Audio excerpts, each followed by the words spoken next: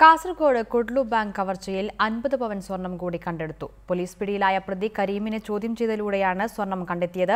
ഇതിനിടയിൽ ചെറുവത്തൂർ വിജയ ബാങ്ക് കവർച്ചയിലെ മുഖ്യപ്രതി ഇസ്മയിൽ സമാന രീതിയിൽ സംസ്ഥാനത്ത് മറ്റിടങ്ങളിലും ബാങ്ക് കവർച്ച ആസൂത്രണം ചെയ്തതായി പോലീസ് വ്യക്തമാക്കി.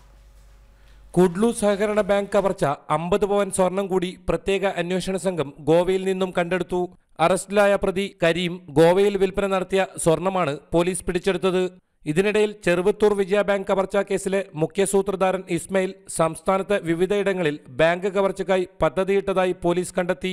ഇയാളുടെ മൊബൈൽ ഫോൺ വിശദാംശങ്ങൾ പരിശോധിച്ചതിലൂടെയാണ് ഇത് സംബന്ധിച്ച സൂചന ലഭിച്ചത്.